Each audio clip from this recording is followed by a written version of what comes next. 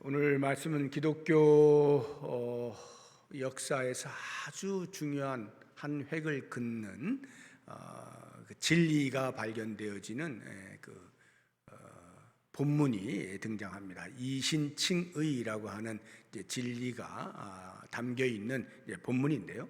여기 주인공이 이제 아브라함입니다. 아브라함은 아시는 것처럼 하나님께서 갈대아 우르에 있을 때 아브라함에게 나타나셔서 갈대아 우르를 떠나라 하고는 하나님께서 약속하신 땅으로 가게 하시죠. 그때에 아브라함이 스스로의 결정이 어려웠기 때문에 아버지 데라의 주도 아래에서 이제 가족들이 다 이제 가게 됩니다. 그러나 가는 도중에 하란이라고 하는 곳에 이제 머무르게 되죠. 거기에 있다가 아버지 데라가 하란에서 죽습니다. 그때 하나님이 다시 아브라함에게 나타나셔서 약속의 땅으로 가게 하시죠. 그 말씀을 듣고 아브라함이 이제 가나안 땅으로 갑니다. 그래서 들어가 세겜이라고 하는 곳에 이제 이르게 되는데요. 거기에서 이 가나안 땅에 이제 기근을 만나게 되어서 그다지 믿음이 깊지 못하였던 아브라함으로서는 당장에 눈에 보이는 어려움을 극복하기 위해서 그 기근을 피하여 아래 남쪽 애굽으로 내려가게 됩니다. 거기에서 아내 사례를 누이라 이렇게 속여가면서 하나님의 진노를 받게 되기도 하는데요. 다시 이제 그곳에서 올라와서 베델이라고 하는 곳에 정착을 하게 되죠. 그런데 여기에서 이제 그 조카 롯이 함께 이제 동행을 하는데 아브라함에 속한 가축과 조카 롯에게 속한 가축들이 점점 많아지면서 그 가축들을 돌보는 목자들 사이에 갈등이 일어나게 됩니다. 다툼이 일어나게 돼요. 지역이 좁은데 가축이 많아지면 아무래도 먹는 것에서 문제가 생기겠죠. 그래서 다툼이 생기다 보니까 우리가 이럴 것이 아니라 서로 헤어져서 다른 지역들로 가는 것이 훨씬 좋겠다 하여서 롯에게 먼저 선택을 하게 해서 롯으로 가게 합니다. 그때 이제 하나님이 다시 아브라함에 나타나서 동서남북을 보게 하시고 그로 하여금 이제 헤브론이라고 하는 곳으로 이제 가게 하시죠. 그 헤브론에 이제 정착을 하는데 거기에서 이제 큰 전쟁을 만나게 됩니다. 가나안 땅에 이제 북쪽에 있는 나라들과 남쪽에 있는 나라들, 뭐 나라들이라고 하기보다는 이제 부족 국가 정도로 이렇게 보시면 되는데 그 동안에 이 가나안 땅 전체를 많은 부족 국가들이 연합해서 이렇게 사는데 그 중에 대표가 그돌라오멜이라고 하는 이제 왕 엘람 왕입니다. 여기가 이제 주도해서 다른 이제 부족 국가들이 전부 이제 조공을 바치면서 이렇게 살아왔어요. 근데 12년 동안 살아왔는데 13년째 될 때 반기를 든 것입니다. 남쪽에 있는 나라들이 연합을 해서 남부 연합군을 결성을 해서 반기를 들게 되니까 이 엘라만 그돌라오멜이 이제 북쪽에 있는데 이 북쪽에 있는 나라들 4개 나라를 다시 연합해서 이제 남부 연합군과 북부 연합군이 이제 전쟁을 벌이게 된 것입니다. 뭐 당연히 이제 북부 연합군이 이기게 되죠. 그돌라오멜이 아무래도 이제 세력이 크니까요. 그 와중에 남쪽에 있던 나라 중에 하나인 소돔에 롯이 살고 있었거든요. 아브라함의 조카 롯이. 그런데 이 롯이 그만 이제 전쟁 중에 이제 포로로 잡혀가게 되어지고 재산이 다 이제 몰수되어지고 이렇게 되어지는 거예요. 그 소식이 아브라함에게 들려집니다. 그러자 아브라함이 자기가 평소에 집에서 기르고 있었던 사병이라고 할 수가 있겠는데요. 318명의 사병을 이끌고 북쪽 거의 끝인 다네까지 쫓아 올라가서 밤에 기습을 하여서 그 롯을 비롯한 여러 이제 포로들을 데리고 옵니다. 그 와중에 이제 재산도 나름 제법 이제 가지고 이렇게 오게 되어지죠. 이 소식을 듣게 되니 누구보다 먼저 소돔 왕이 기뻤겠죠. 그래서 소돔 왕이 아브라함을 이제 마중을 나가는 것입니다. 보니까 사람들을 다 데리고 오고 제법 재물도 이렇게 가지고 온단 말이죠. 너무나 기뻐가지고 참 잘했다 칭찬을 하면서 보상을 해주는데, 이 소돔 왕이 아브라함에게 나는 사람만 필요하니까 가지고 온 재물은 당신이 다 가지시오, 이렇게 이야기를 한 거예요. 그런데 아브라함이 거기에서 아니요, 거룩하신 하나님의 이름으로 내가 이 일을 하였는데 혹시라도 지금은 당신이 선한 마음으로 그렇게 나에게 준다 할지라도 나중에 혹시 마음이 변하여서 저 아브라함이 이 모든 재물을 다 착취하였다, 착복하였다, 이런 말 하는 거, 뭐 그럴 리는 없겠지만 혹시라도 그런 일이 있을까 하여 나는 아예 실오라기 하나 건드리지 않겠노라 하고는 재물도 다 줘버립니다. 그리고 나서 오늘 우리가 읽은 15장이 등장을 하는 거예요. 하나님께 다시 아브라함에게 나타나시는 거예요. 이때가 그 하란에서부터 하나님이 나타나셔서 그 사이사이 이렇게 나타나신 네 번째 임재입니다. 첫 번째부터 한번 우리가 간단하게 한번 보시게 되면 12장 1절에 제일 먼저 이제 나타나셔요.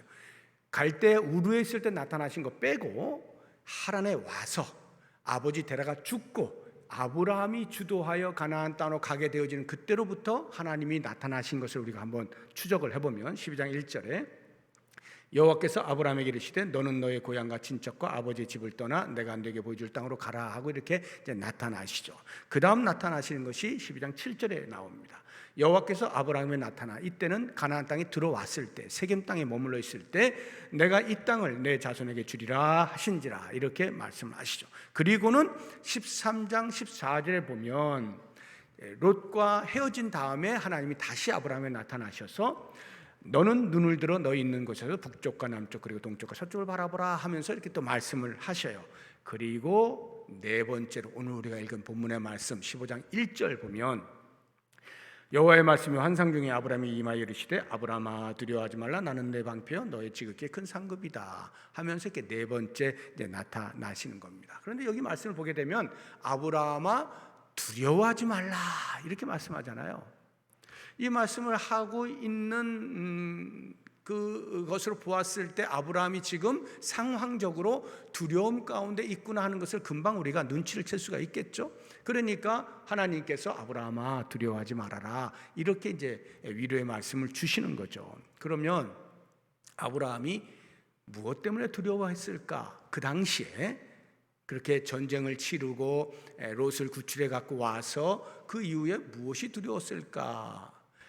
추적을 해보면 가능성이 있는 합리적인 이제 추론이 한 세 가지 정도가 있어요. 그 중에 하나가 보복에 대한 두려움이 있을 수 있겠다 하는 생각을 해봅니다. 그 보복이라고 하는 것은 다름 아닌 그돌라오멜을 중심으로 한 북부 연합군의 보복이죠. 왜냐하면 아브라함이 다네까지 쫓아가서 그 318명 가지고 어떻게 4개국 연합군과 전쟁을 벌일 수가 있습니까? 말이 안 되는 거죠. 그러니까 뭐 필시 기습을 했을 거란 말이에요. 밤에 했으니까 밤에 기습을 해서 이제 데리고 나온 것이란 말이죠. 그러니 이 그돌라오멜을 중심으로 한 북부 연합군이 얼마나 괘씸해요. 이런 불과 몇 명 되지도 않는 사병으로 조직된 저들에 의해서 우리가 이렇게 포로를 다 빼앗기다니, 재물을 빼앗기다니, 전리품을 빼앗기다니 얼마나 기분이 나빴겠어요. 그러니 만약에 전열을 다시 정비해가지고 쫓아오게 되어지면 아브라함이 무슨 수로 그 연합군을 대항해서 싸울 수가 있겠습니까? 그러니까 기쁨도 잠시고요. 당장에 그 다시 오게 되어질 그 적군들을 생각하면 두려움이 엄습할 수밖에 없는 것이죠. 이런 걸 보면 베드로와 제자들이 이제 배를 타고 건너편을 갈 때 예수님께서 그 풍랑 만난 이제 제자들에게 이렇게 물 위를 걸어서 오시잖아요. 그때 베드로가 주님이 자기를 이제 부르니까 제가 갑니다 하고는 물 위를 걸어가지 않습니까? 그러다가 풍랑을 보고 그냥 빠지잖아요. 그러니까 그 물 위를 걸었을 때 뭐 얼마나 걸었을지 모르겠어요. 뭐 1초를 걸었는지 뭐 한 발짝 두 발짝 걸었는지 모르겠습니다만 아무튼 그 걷는 동안에 그 환희, 기쁨, 감격, 와 어떻게 나도 물 위를 걸을 수 있구나 이런 기쁨이 있었겠죠. 그런데 그 기쁨이 아주 잠시잖아요. 그 주변의 풍랑을 보는 순간에 그냥 빠져들어가는 거예요. 저는 이 아브라함이 그런 심정이었겠다는 생각이 드는 거예요. 불과 318명을 데리고 가가지고 그 어마어마한 군대를 물리치고 거기에서 자기 조카 롯을 비롯한 사람들과 포로들과 재물을 탈취해가지고 돌아오는 그 얼마나 쾌감이 있었겠어요. 그런데 오자마자 당장에 이제 그들이 다시 정비해서 오면 어떻게 되지? 이런 두려움에 빠졌을 것이 틀림이 없었을 것이다. 그러니까 하나님께서 아브라함아 두려워하지 마 하고는 뭐라고 말씀하십니까? 다시 1절 보시면 나는 너의 방패다 이렇게 말씀하죠. 나는 너의 방패다. 방패, 막는 거잖아요. 그러니까 하나님께서 완벽하게 보호해 주시겠다라고 하는 그런 상징적 표현 아니겠습니까? 저는 이런 걸 볼 때 우리의 삶에 때로 이렇게 승리를 경험할 때가 있어요. 쾌감을 얻을 때가 있어요. 일이 잘 풀린단 말이죠. 그래서 와 이런 기쁨이 있을 때가 있죠. 그런데 그런 와중에 불현듯 찾아오는 두려움, 혹시 여러분들은 경험해 보셨습니까? 일이 잘 되고 있는데 그 와중에 혹시라도 이 일이 잘못되면 어떡하지? 라고 하는 걱정, 염려로 인한 두려움 경험해 보지 못하셨나요? 상실감에 대한 두려움이 우리 인간에게는 있을 수가 있어요. 가지고 있는데 그것을 놓치면 어떻게 되나, 잃어버리면 어떻게 되나 하는 것에 대한 두려움이 있을 수가 있죠. 사탄이 아마도 이러한 부분으로 우리 성도들의 삶을 이제 흔들지 않을까 하는 생각이 듭니다. 만약에 우리가 예수를 제대로 믿지 않는 성도라고 한다면, 제대로 살지 않는 성도답지 못한 성도로 살아간다라고 하면 설령 세상에서 뭐 이렇게 저렇게 잘 돼도 사탄이 배가 아플 리가 없을 거예요. 그래 너는 그냥 그렇게 살아, 그렇게 살아, 내가 봐줄게. 아마 그렇게 할 거예요. 그런데 잘 믿는 성도가 하나님께서 주시는 복으로 인하여서 잘 될 때, 이때는 사탄이 아마 심사가 뒤틀리겠죠. 저런 저거 그냥 놔두면 안 되지. 잘 믿는데 잘 되면 그게 얼마나 사탄에게 있어서는 기분 나쁜 일이 됩니까? 그러니까 어떻게든지 흔들려고 할 거예요. 그렇게 잘 되려고 할 때 사탄이 흔드니 마음에 당연히 찾아오는 두려움이 있을 수밖에 없는 것이죠. 그때에 우리의 마음 가운데 이 말씀을 생각해야 되는 거죠. 여호와 하나님이 나의 방패이시다. 하나님이 나의 방패이시다. 하나님이 내 편이신 한 어느 누구도 나를 흔들 수 없다. 이 고백을 할 수 있어야 돼요. 이게 사도 바울의 고백이었어요. 우리 로마서 8장 한번 보겠습니다. 31절인데요. 그런즉 이 일에 대하여 우리가 무슨 말 하리요? 만일 하나님이 우리를 위하시면 누가 우리를 대적하리요? 만일 하나님이 내 편이시면, 만일 하나님이 나를 보호하시면, 하나님이 나를 지켜주시면 누가 감히 나를 해할 수 있겠느냐? 누가 나를 대적할 수 있겠느냐? 이와 같은 바울의 고백, 이러한 신앙의 고백이 우리의 삶 가운데 있어야 할 것입니다. 아브라함이 갖는 두려움, 두 번째로 우리가 추측해 볼 수 있는 것은요, 물질에 대한 두려움이 있을 수 있었겠다 하는 생각을 제가 해봅니다. 물질에 대한 두려움, 제가 이미 앞서 말씀을 드린 것처럼 아브라함은 소돔 왕이 보상해 주겠다고 하는 것을 과감하게 거절합니다. 우리 14장 23절 한번 보겠습니다. 내 말이 내가 아브라함으로 치부하게 하였다 할까 하여 내게 속한 것은 실 한 오락이나 들매끈 한 가닥도 내가 가지지 아니하리라 해서 다 주었단 말이에요. 여기까지는 아주 멋있고 괜찮았어요. 야, 스스로 생각해도 아마 뿌듯했을 거예요. 야, 내가 진짜 멋지게 했다. 그런데 막상 주고 나서 돌아서서 자기 손에 아무것도 없을 때 갑자기 찾아오는 두려움이 있지 않을까요? 내가 멋은 부렸는데 실제 손에 아무것도 없네. 그러면 내 미래는 어떻게 되지? 이런 생각 할 수 있잖아요. 실제로 우리 인간들이 손에 쥐어진 것이 없을 때 얼마나 두렵습니까? 불안하죠. 미래를 어떻게 준비해야 되나 고민이 많죠. 그래서 하나님께서 그 아브라함에게 이렇게 위로를 하시는 거예요. 다시 1절을 보시게 되면 나는 너의 지극히 큰 상급이다, 이렇게 위로해 주시잖아요. 나는 너의 지극히 큰 상급이다. 하나님께서 당신의 종 아브라함의 지극히 큰 상급이라 이렇게 말씀을 하시는 의미, 두 가지로 생각할 수 있겠어요. 하나는 야, 너 그거 갖지 못했다고 해서 걱정하지 마. 내가 다 줄게. 내가 줄게.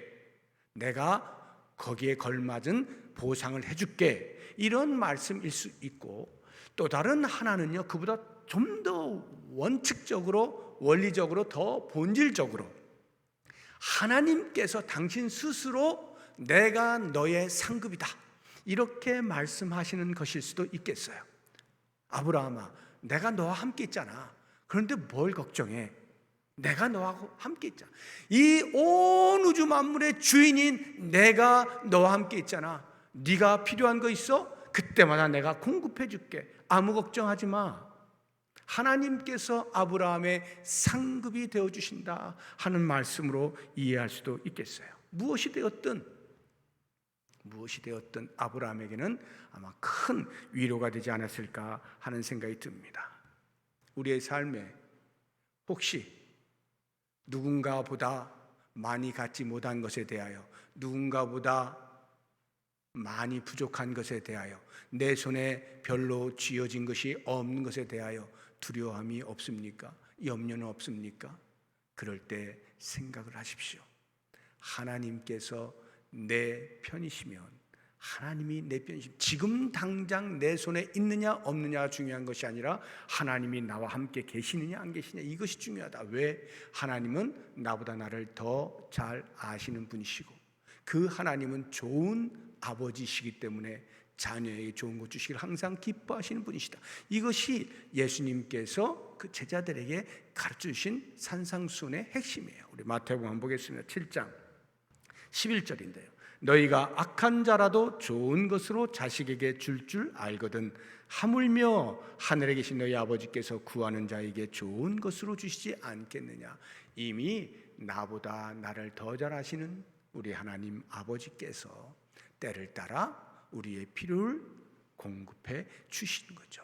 그러므로 우리는 두려워할 필요가 없습니다. 마지막 세 번째로 우리가 아브라함의 두려움을 좀 추측을 해볼 때, 그것은 제가 지금 말씀드리려고 하는 이 세 번째는 아마 가장 합리적이고 가장 가능성이 높은 그런 추측이라 하는 생각이 듭니다. 무자함에 대한 두려움, 아들이 없는 것에 대한 두려움이 있었겠다 하는 생각이 듭니다. 왜냐하면요, 하나님께서 아브라함아, 너 두려워하지 마. 내가 너의 방패가 되어줄 것이고 내가 너의 큰 상급이야, 이렇게 말씀을 해주셨는데, 그 말씀을 들은 아브라함이 어떻게 반응하느냐 하면 2절과 3절을 보십시오. 아브라함이 이르되 주 여호와여, 무엇을 내게 주시려나이까? 나는 자식이 없사오니 나의 상속자는 이 다메섹 사람 종입니다. 다메섹 사람 엘리에셀이니이다. 3절 아브라함이 또 이르되 주께서 내게 씨를 주지 아니하셨으니 내 집에서 길린 자가 내 상속자가 될 것입니다. 내 집에서 좀 종으로 있는 이 엘리에셀을 상속자로 삼아야 하겠습니다, 이 말이에요. 씨를 주지 아니하셨으니, 그러니 그의 마음 가운데는 어떠한 말로도 위로가 안 되는 거예요. 내가 너의 방패고 내가 너의 큰 상급이야 말씀을 해주셔도 아브라함의 마음 가운데는 그 무자함에 대한, 야, 이거 어떻게 되는 거야? 왜 아들이 없어? 주신다고 해놓고, 이러한 두려움이 가득 찼을 것이다 하는 것입니다. 하나님의 언약이 얼마나 막막해 보였겠어요. 이미 앞서서 우리가 하나님이 나타나신 것을 우리가 보았습니다만, 그때마다 하나님이 언약을 주시는 것을 우리가 볼 수가 있어요. 어떤 식의 언약인지 다시 한번 보도록 하겠습니다. 12장 2절 말씀인데요. 내가 너로 큰 민족을 이루고 내게 복을 주어 내 이름을 창대하게 하리니 너는 복이 될지라.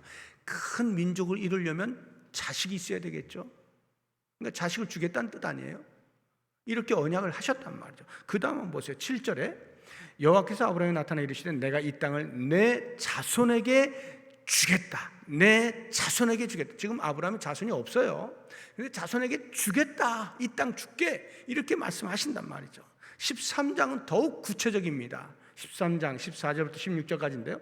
롯이 아브라함을 떠난 후에 여호와께서 아브라함에게 이르시되 너는 눈을 들어 너희 있는 곳에서 동서남북을 바라보라. 15절 보이는 땅을 내가 너와 내 자손에게 주리니 영원히 이르리라. 그 다음 16절을 보시게 되면 내가 내 자손이 땅에 티끌 같게 하리니 사람이 땅에 티끌을 능히 셀 수 있을진데 내 자손도 세리라. 땅에 티끌을 셀 수 있을까요? 못 세죠. 그 정도로 많다 이 말이에요. 아브라함의 자손 그렇게 번성시켜 주시겠다 약속을 해 주셨다 이 말이죠. 그런데 지금 시간이 흘러도 아무런 소식이 없는 거예요. 그러니 아브라함이 얼마나 답답했겠어요. 하나님께서 분명히 언약을 여러 차례 해주셨는데 그 언약이 성취될 기미가 보이지 않는 거예요. 막막한 거예요. 그러니 당연히 마음에 낙심이 되어질 것이고 그것이 두려움으로 엄습해 왔을 것이다 하는 것이죠. 이때에 하나님께서는 과연 그런 아브라함의 마음을 어떻게 달래주실 수 있을까요? 이미 내가 너의 방패고 내가 너의 큰 상급이야 말씀해 주셨음에도 불구하고 그것이 무자한 아브라함에게 위로가 되지 않는 거예요. 하나님이 다시 한번 특단의 조처를 합니다. 그게 뭘까요? 데리고 나가는 거예요. 밖으로 데리고 나가는 거예요. 그리고는 지금까지 해오셨던 그 언약을 다시 한번 확인시켜 주시는 거예요. 그래서 오늘 본문 말씀 4절 5절 보시면 이렇게 나옵니다. 여호와의 말씀이 그에게 임하여 이르시되 그 사람이 내 상속자가 아니라 엘리에셀 그 종이 아니야. 아니라 너의 몸에서 날 자가 너의 상속자가 될 거야 하시고 그를 이끌고 밖으로 나가 이르시되 하늘을 우러러 뭇별을 셀 수 있나 보라. 또 그에게 이르시되 내 자손이 이와 같으리라.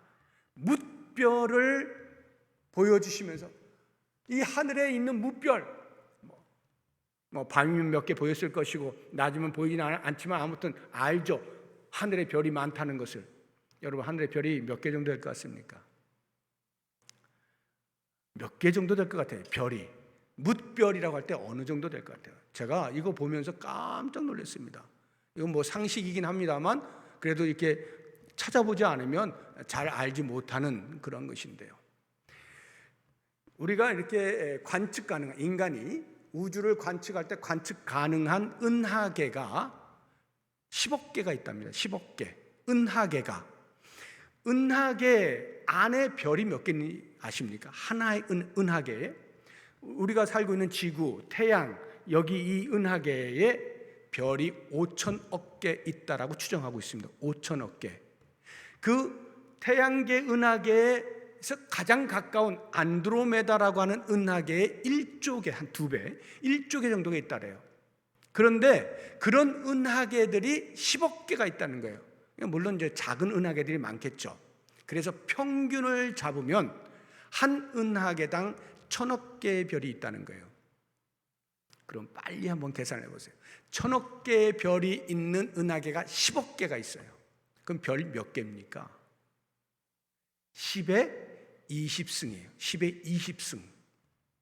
10의 20승 혹시 돈으로 환산을 하면 얼마일까요?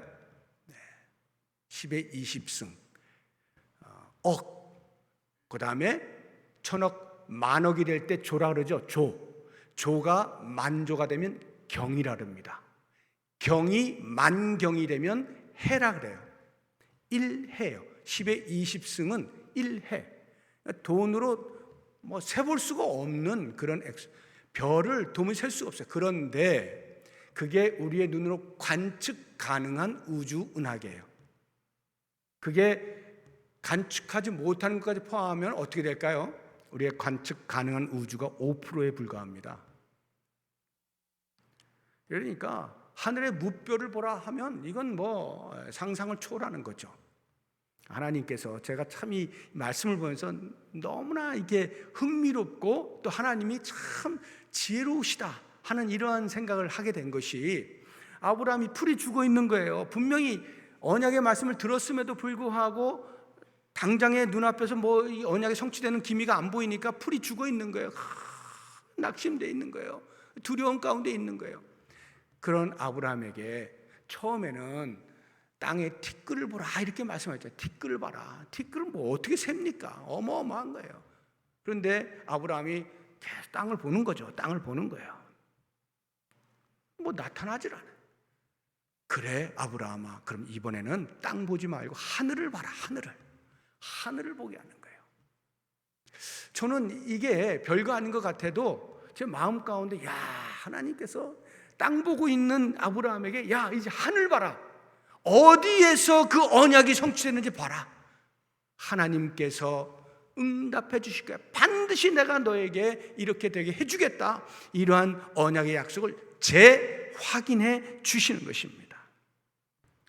그러니까 아브라함이 처음에는 땅을 보면서 꿈을 키우다가 이제는 하늘을 보면서 새롭게 꿈을 꾸는 거예요. 그래, 하나님께서 그렇구나. 반드시 해주시겠구나. 이렇게까지 다짐해 주시는 거 보니까 반드시 해주시겠구나. 그래서 아브라함이 그 하나님의 말씀을 듣고 어떻게 반응했는지, 그래서 그 결과가 어떠한지가 15장 6절에 이렇게 나옵니다. 15장 6절 같이 한번 읽어보겠습니다. 아브라함이 여호와를 믿으니 여호와께서 이를 그의 의로 여기시고, 여호와를 믿습니다. 하늘의 무뼈를 보라 이렇게 하면서 자손을 이렇게 해줄게 하시는 그 말씀을 믿습니다. 그랬더니 하나님께서 어떻게 해요?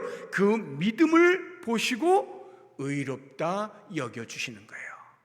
이게 바로 이신칭의, 믿음으로 의롭게 된다 하는 이야기입니다. 여기에 기독교의 위대한 진리가 있어요. 우리 기독교 하면요, 사회에서는요, 크게 우리가 흔히 말하는 가톨릭과 우리 개신교를 다 통틀어서 기독교라고 합니다. 원래 그랬으니까요. 초대교회 당시에 뭐 나눠져 있었던 게 아니잖아요. 이게 나눠진 것은 종교개혁, 16세기 종교개혁이 일어나면서 나눠졌잖아요. 근데 나눠지게 된 이유가 뭐냐면, 이 기존에 있는 지금의 가톨릭, 기존에 있던 그 교회가 썩을 대로 썩은 거예요. 진리의 말씀들이 하나도 제대로 가르쳐지지도 않고 전달되지도 않고 그렇게 살지도 않고 썩을 대로 썩은 거예요. 중세의 암흑기에서부터 나온 것이 종교개혁이거든요. 그때 이 종교개혁이 5가지 핵심 슬로건을 내겁니다. 개혁의 5가지 슬로건 하나씩 한번 보겠습니다. 첫 번째가 솔라 스크립투라, 라틴어입니다. 위에는 라틴어인데 오직 성경이라는 말, 오직 성경이다. 그렇지 않은 부패한 중세 시대에서 나와서 오직 성경이다라고 외쳤어요. 두 번째, 솔라 피데, 오직 믿음이다. 이제 이것을 이제 중점적으로 볼 텐데, 세 번째가 솔라 그라티아, 오직 은혜입니다. 그리고 네 번째가 솔루스 크리스투스, 오직 그리스도. 마지막 5번째가 솔리데우 글로리아 해서 오직 하나님의 영광. 이 5가지 슬로건으로 종교개혁이 일어나서 개신교가 등장을 하게 된 거예요. 여기에서 두 번째로 제가 소개해드린 솔라 피데, 오직 믿음, 이 말씀을 보시게 되면 여기에 바로 이신칭이 이제 교리가 이제 등장을 하는 거거든요. 그럼 왜 이 기존 교회에서 종교개혁에 솔라 피데라고 하는 슬로건이 나왔을까요? 그거를 가르치지 않았기 때문에. 그럼 어떻게 가르쳤을까요? 믿음과 행위, 인간의 선행이 함께 합하여서 구원을 이룬다라고 가르쳐왔던 거예요. 그게 지금도 가톨릭은 여전히 그렇게 가르치고 있어요. 여기에서 개신교는 말하는 겁니다. 아니다, 성경에서는 인간의 행위를 말하지 않는다. 구원에는 오직 믿음이다. 오직 믿음으로만 의롭게 된다라고 가르치고 있다, 이렇게 외치게 된 겁니다. 이게 바로 그 당시 종교개혁의 주자였던 마틴 루터가 경험한 기쁨과 환희였어요.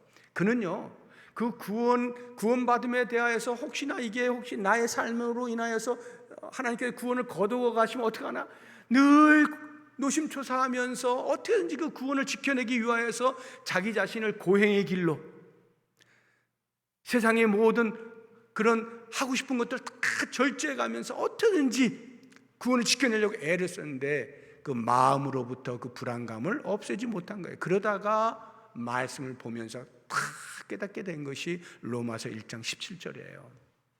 한번 보시죠.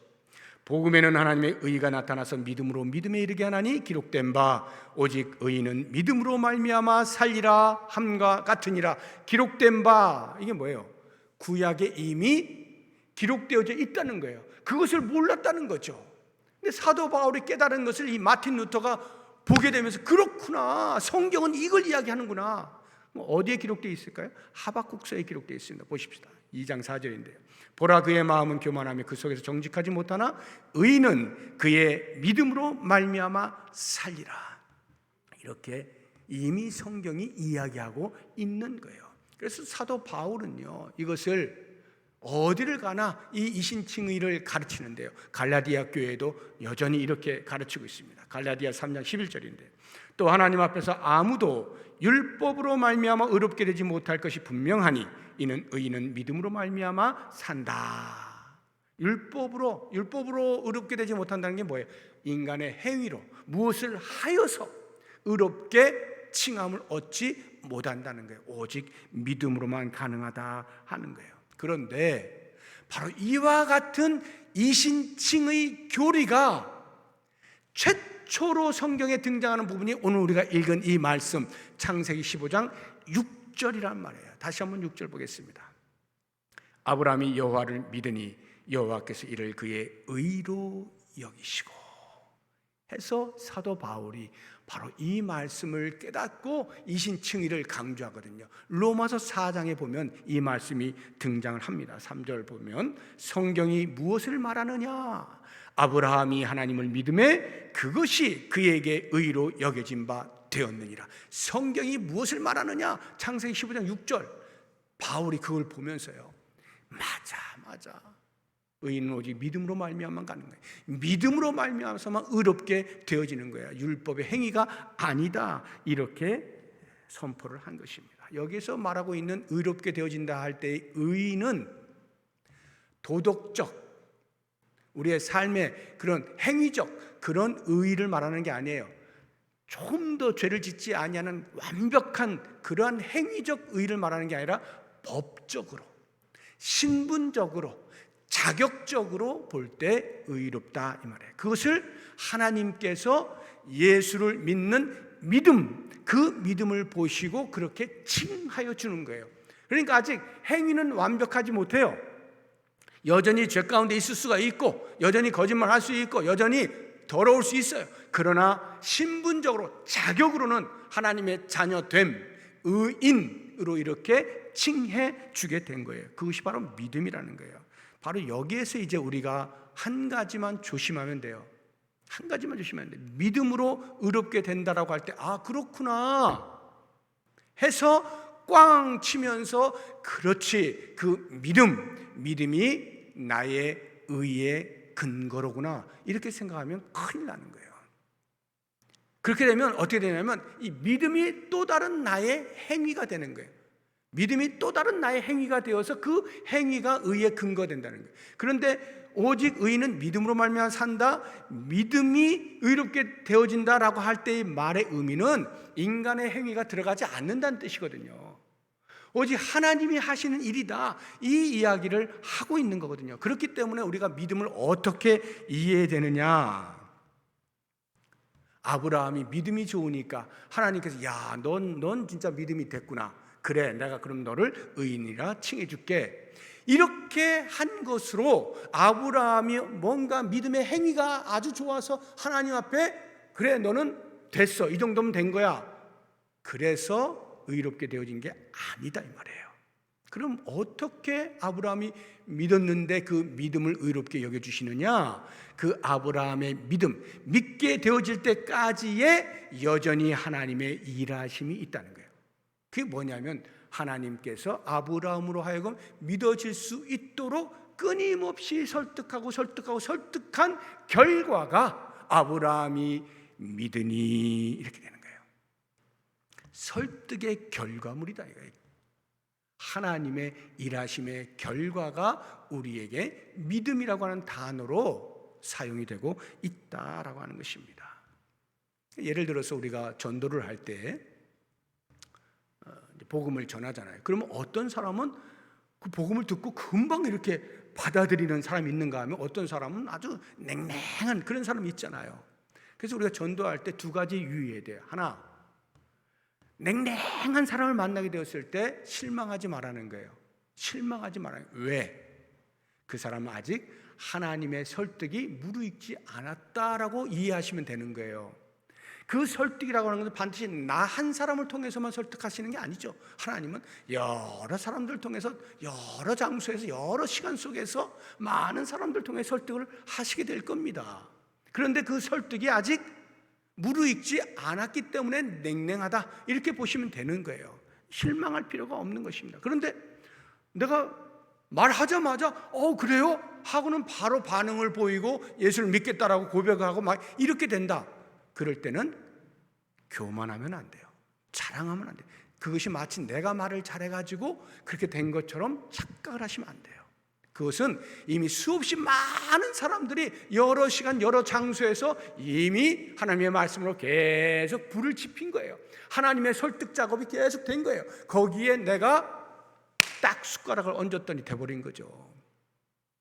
그렇기 때문에 자랑할 일이 아닌 거예요. 하나님의 설득이 지금 무르익었구나, 이렇게 보시면 되는 거예요. 그래서 우리가 믿음으로 어렵게 된다는 이 이신칭의라고 하는 사실을 볼 때요, 우리가 하나님의 자녀가 된다는 이 사실은 철저하게 예수를 믿는 믿음 하나인데 그 믿음조차도 나의 행위, 나의 어떤 행위가 아닌 하나님의 끊임없는 설득의 결과다라고 하는 것 잊지 마시고, 그래서 우리는 그것을 가리켜서 은혜라고 말하는 거예요. 우리의 구원, 이신칭의, 이것은 전적인 하나님의 은혜인 것입니다.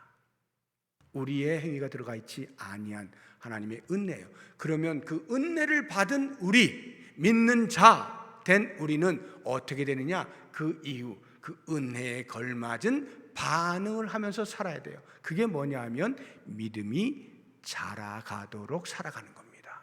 그래서 이 믿음은요, 의롭게 되어진다라고 하는 이 예수를 믿는 믿음, 이것으로 정적으로 고정되어 있는 개념이 아니에요. 믿음은 계속 자라나는 거예요.